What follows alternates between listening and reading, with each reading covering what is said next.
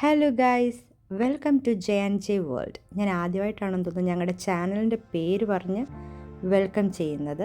ഒരു ഇൻ്റർനാഷണൽ ട്രിപ്പിന് വേണ്ടിയിട്ട് ഇറങ്ങിയതാണ് ഞങ്ങൾ. പക്ഷേ ഈ തുടക്കത്തിലെ കുറച്ച് വീഡിയോസ് കണ്ടാൽ തോന്നും ഞങ്ങളെന്തോ ഫുഡ് വ്ലോഗ് എടുക്കുകയാണെന്ന്. മൊത്തം കഴിപ്പ് മാത്രം. എവിടെ ഒരു ട്രാവലിന് ഞങ്ങൾ ഇറങ്ങിയാലും അത് ഷോർട്ട് ആണേലും ലോങ് ആണേലും ഒരു കരിമ്പിൻ ജ്യൂസ് അത് മസ്റ്റാണ്. മുട്ടയും കൂടി ആവാം.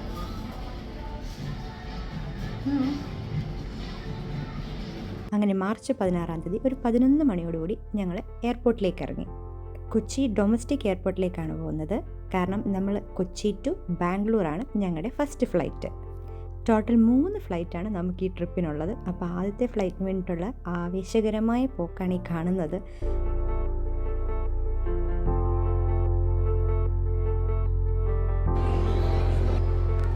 ഒഴിവ് വേളകൾ എങ്ങനെ ആനന്ദപ്രദമാക്കാം. നമ്മളൊരു 1.5 മണിക്കൂറോളം നമ്മൾ പോസ്റ്റാണ്. ഓക്കെ, ഞാൻ ക്വസ്റ്റ്യൻ ചോദിക്കാമേ. ഇടയ്ക്കിടയ്ക്ക് ഓർക്കുമ്പോൾ ഞാൻ ഒരു ക്വസ്റ്റ്യൻ ചോദിക്കും, ഞാൻ ആൻസർ പറയാം. Okay okay, my question. ഒരു ഡാൻസർ കുഴി വീണു. അപ്പോൾ ആ ഡാൻസർ എങ്ങനെ കുഴിയിൽ നിന്ന് രക്ഷപ്പെടും? എങ്ങനെ കയറും? മൂൺ വോക്ക് വെച്ചാണോ എന്ന് ചോദിച്ചിട്ടുണ്ട്. മൂൺ വോക്ക് വെച്ചിട്ട് എങ്ങനെയാണ് കുഴിയിൽ നിന്ന് കയറുന്നത്? അല്ല, വോക്ക് ചെയ്ത് കയറും. അല്ല, ഡാൻസർ അല്ലേ, സ്റ്റെപ്പ് ഇട്ട് കയറും. ചോദിക്കട്ടെ? കാട്ടിൽ ഉറുമ്പുകളുടെ സമ്മേളനം നടക്കുമായിരുന്നു, മീറ്റിംഗ് നടക്കുമായിരുന്നു. പക്ഷെ പെട്ടെന്ന് ഈ ഒരു കൂട്ടം ഉറുമ്പുകൾ മരിച്ചു വീണു. എങ്ങനെ? കാട്ടിലെ ഉറുമ്പുകളുടെ മീറ്റിംഗ് നടക്കുമായിരുന്നു, സമ്മേളനം നടക്കുമായിരുന്നു, കുറേ ഉറുമ്പുകളുണ്ട്. അപ്പോൾ ഉറുമ്പുകളുടെ അല്ല, പെട്ടെന്ന് ഒരു കൂട്ടം ഉറുമ്പുകൾ മരിച്ചു വീണു. എങ്ങനെയാ?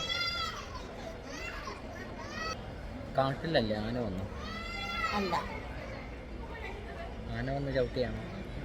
അല്ല. കുസൃതി ചോദ്യമല്ലേ? അല്ല, ആശയാണ്. സമ്മതിക്കണം, അറിയത്തില്ല. എനിക്കറിയില്ല, ഞാൻ സമ്മതിച്ചു. ആ ഡാൻസർ സ്റ്റെപ്പ് ഇട്ട് കയറിയത് ഉറുമ്പുകളുടെ മണ്ടയിലോട്ടായിരുന്നു. അങ്ങനെ മരിച്ചു വീണു. എടാ, ഈ ക്വസ്റ്റ്യൻ കണ്ടിന്യൂറ്റി ഉണ്ടെന്ന് പറയട്ടെ. മുമ്പ് ചോദിച്ച ക്വസ്റ്റ്യൻ വേറെ, ഇതിപ്പോ വേറെ ഇല്ല. ഇതൊരു കണ്ടിന്യൂറ്റി വേണ്ടേ? അങ്ങനൊന്നും പറ്റത്തില്ല. എന്നാ നീ പറയണമായിരുന്നു ആ മറ്റേ ക്വസ്റ്റ്യൻ്റെ ഒരു അടുത്തൊരു ലിങ്ക്ഡാന്നുള്ള പറയണമായിരുന്നു ക്വസ്റ്റ്യൻ. ആൻസർ പറയാനില്ല. നമ്മൾ ആ ഒരു സ്റ്റെപ്പ് ഇട്ട എന്റെ മനസ്സിലുണ്ടായിരുന്നു. ആ ക്വസ്റ്റ്യന് കണക്റ്റഡ് ആയിരുന്നു. പഠിപ്പിസ്റ്റുകളെ കെട്ടിയുള്ള തോറ്റ സമ്മതിക്കത്തില്ല. ഇത് ഫസ്റ്റ് ക്ലാസ് വാങ്ങേണ്ടത്, ഡിസ്റ്റിങ്ഷൻ വാങ്ങേണ്ട കാര്യമൊന്നുമല്ല. എൻ്റെ ഫ്രീ ഉപദേശമാണ്, ഡോണ്ട് മാരി എ പഠിപ്പിസ്റ്റ്. ഇതാ ഇങ്ങനെ ഇരിക്കും, ഫൺ സെഷൻ വരെ അതേ ഇങ്ങനെ. നെക്സ്റ്റ് ക്വസ്റ്റ്യന് കണക്റ്റഡ് ആണ്. അല്ല, അതൊന്നും ഞാൻ പറയത്തില്ല. ചെടികൾക്ക് എന്തുകൊണ്ടാണ് പച്ച നിറം? One eternity later.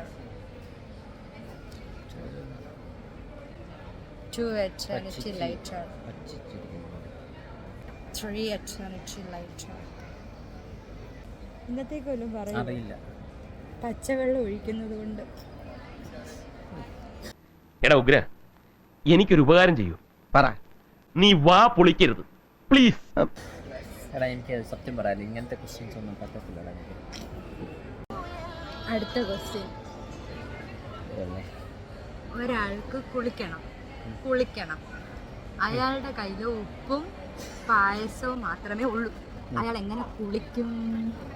ഉപ്പും പായസവും സോൾട്ട് എടുത്തിട്ട് പായസം അറിയില്ല. Okay, time out. ആ ഉപ്പ് എടുത്ത് പായസത്തിലിടും, അപ്പൊ പായസം കുളമാകും. അപ്പൊ ആ കുളത്തിൽ കുളിക്കും. ഷാജി ഏട്ടാ, ഇവിടെ അരുതബു അരുത്. എടാ, എനിക്ക് അത്ര സത്യമായിട്ട് എനിക്ക് പറ്റത്തില്ല ഇത്രയും ആലോചിക്കാൻ. ഞാൻ ആ ലെവലിലോട്ട് എത്തിയിട്ടില്ല. ഞാൻ ലെവൽ 1 നിൽക്കുക. എൻ്റെ കാര്യം നോക്കിയാലേ ഞാനേ സത്യം പറഞ്ഞാൽ ഉപ്പെന്ന് പറയുമ്പോൾ അല്ല, ആ സമയം ചെയ്യാൻ തോറ്റു. നെക്സ്റ്റ് ക്വസ്റ്റ്യൻ, ഇങ്ങോട്ട് വാ. ഒരു സായിപ്പ് റോഡിലൂടെ നടന്നു പോയിരുന്നു. അല്ല, സായിപ്പ് റോഡിൽ നടന്നു പോയിരുന്നു. അപ്പം ഈ ഒരു പട്ടി അതിലെ കൂടെ പോയിട്ട് സായിപ്പിനെ കണ്ടിട്ട് ഭയങ്കര കൊരയോട് കൊര. എന്തുകൊണ്ട്? അറിയില്ല. വാവുണ്ട്. എന്നെ കൊല്ലാതിരിക്കാൻ പറ്റുമോ? സ്റ്റേഡിയത്തിൽ കളി നടക്കുമ്പോൾ ചൂടെടുക്കത്തില്ല, അതെന്തുകൊണ്ടാ? ഏത് സ്റ്റേഡിയത്തിൽ? Cricket stadium? അങ്ങനൊന്നുമില്ല, ഒരു സ്റ്റേഡിയം സ്റ്റേഡിയത്തിൽ കളി നടക്കുമ്പം ചൂടെടുക്കത്തില്ല. എന്തുകൊണ്ട്? സ്റ്റേഡിയത്തിലായോണ്ട്. അല്ല, മൊത്തം ഫാൻസ് ആയോണ്ട്.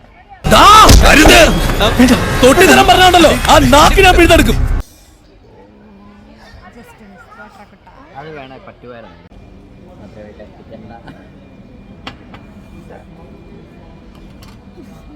മധുരമില്ലാത്ത ചായ തന്ന് പ്രതികാരം വീട്ടി ഗൈസ്. എത്ര രൂപ? ഒരു ചായ നാട്ടിലെ 10 രൂപയുടെ ചായ 190, 190 നമ്മൾ പണിയെടുത്തിട്ടിടണം, ഇളക്കം വേണം.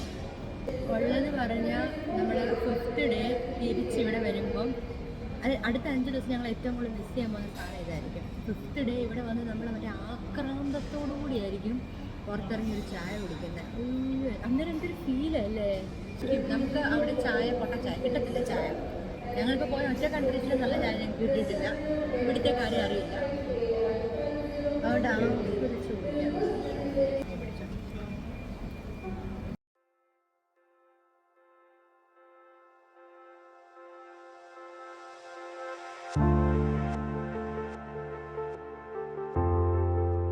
സ്പോട്ടഡ് റീമാക്കല്ലെങ്കിൽ. അങ്ങനെ ബാംഗ്ലൂർ ഫ്ലൈറ്റിനുള്ള ടൈമായി. നേരെ ഫ്ലൈറ്റിലേക്ക്.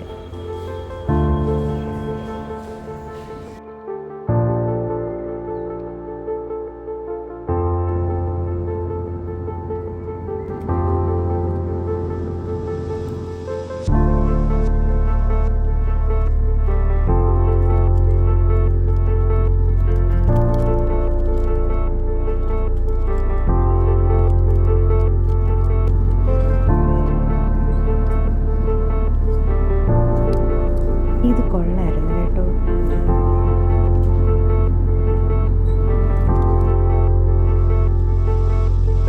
ജോ ഹായ്, നമ്മളിപ്പോൾ എവിടെയാ?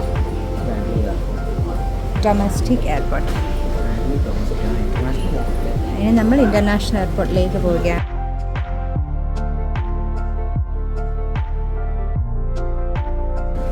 നമ്മൾ ലഗേജ് എടുക്കണം. എന്നിട്ട് ഇവിടെ നിന്ന് ഇൻ്റർനാഷണൽ എയർപോർട്ടിൽ പോകണം.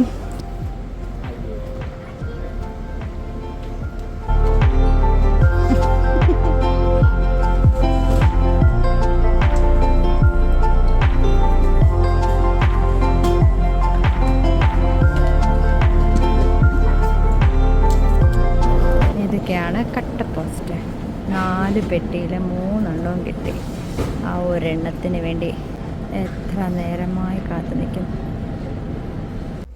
എയർപോർട്ടിൻ്റെ ഉള്ളിൽ തന്നെ ഷട്ടിൽ സർവീസ് ഉണ്ടായിരുന്നതുകൊണ്ട് നമ്മൾ ഡൊമസ്റ്റിക്കിൽ നിന്ന് നേരെ ഇൻ്റർനാഷണലിലേക്ക് പോവാണ്. ഞാൻ കൊച്ചു പിള്ളേർ നിൽക്കുന്ന പോലെ ബസ്സിൻ്റെ ഫ്രണ്ടിൽ തന്നെ പോയി നിൽപ്പുണ്ടായിരുന്നു. അവിടെ സ്ഥലം കിട്ടിയുള്ളൂ നിൽക്കാൻ, അതുകൊണ്ടാണ്.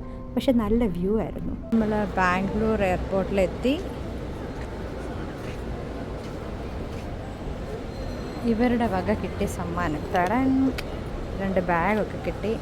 അങ്ങനെ സിഗ്നിഫൈ നമുക്ക് 2 ബാഗ് തന്നു. അതിൻ്റെ ബാഗിനുള്ളിൽ ഇത്ര സാധനം ഉണ്ടോ ഞാൻ ഇപ്പോഴാണ് കാണുന്നത് കേട്ടോ.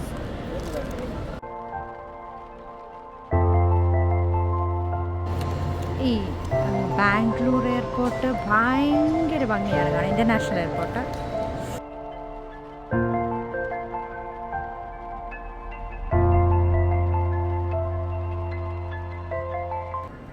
ഇത് അടുത്ത പോസ്റ്റ് കിട്ടിയ സീനാണ്. മലേഷ്യക്കുള്ള ഫ്ലൈറ്റിന് വേണ്ടിയിട്ട് നമ്മൾ വെയിറ്റ് ചെയ്തിരിക്കുക.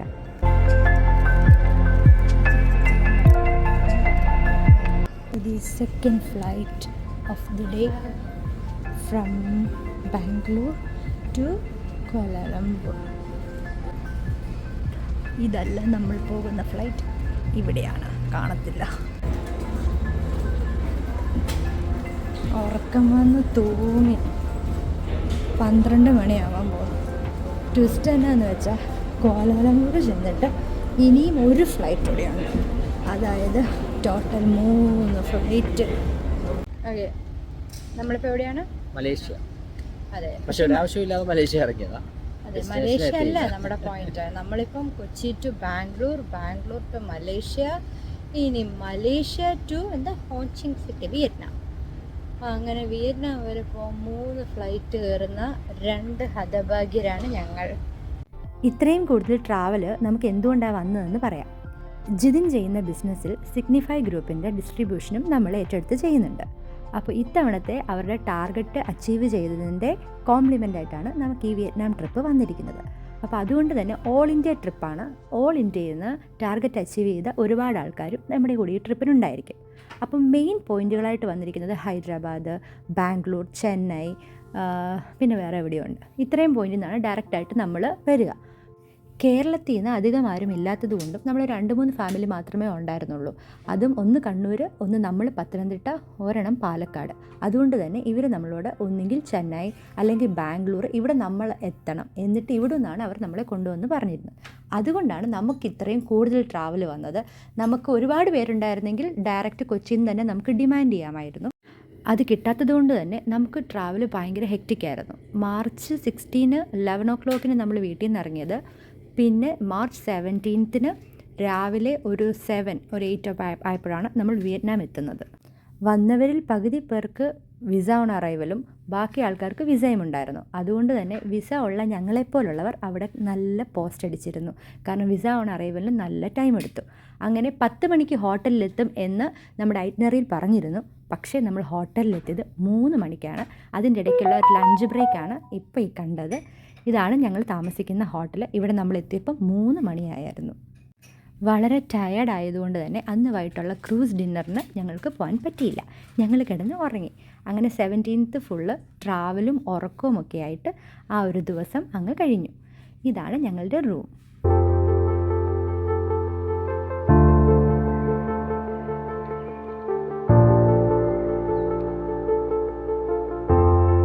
അപ്പോൾ നാളെ മുതലുള്ള വിശേഷമായി വീണ്ടും കാണാം. Bye bye.